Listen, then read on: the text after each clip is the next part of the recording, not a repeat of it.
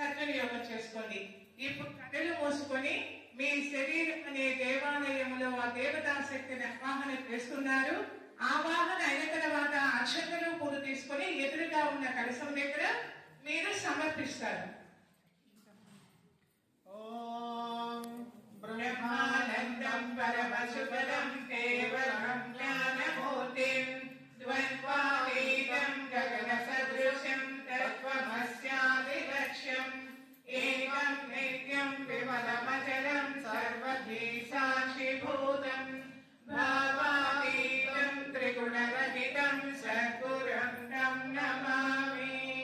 అఖండానంద బోధాయ శిష్య సంతాపహారిణే సచ్చిదానంద రూపాయ తస్మై శ్రీ గురవే నమః.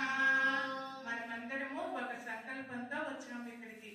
ఒక కోరిక నెరవేర్చుకోవాలని ఈ పూజా విధానం అంతర్ముఖంగా బహిర్ముఖంగా పూర్తయ్యేంత ఒకే ఒక సంకల్పాన్ని, ఆ సంకల్పం నెరవేరింది అని చెప్పుకోవాలి. మా అమ్మాయికి ఉద్యోగం రావాలి అంటే ఉద్యోగం వచ్చింది, పిల్లలు కావాలంటే పిల్లలు వచ్చారు, పెళ్లి కావాలంటే పెళ్లి అయింది అని అన్ని జరిగిందిగా పాజిటివ్ గా ఒకే ఒక సంకల్పాన్ని స్మరించండి.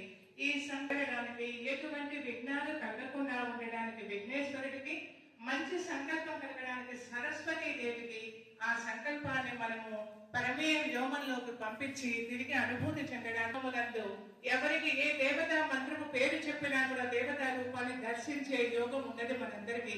కనులు మూసుకొని నమస్కార ముద్రలో చదువుతున్న ఈ ముగ్గురు దేవతలని ఆహ్వానం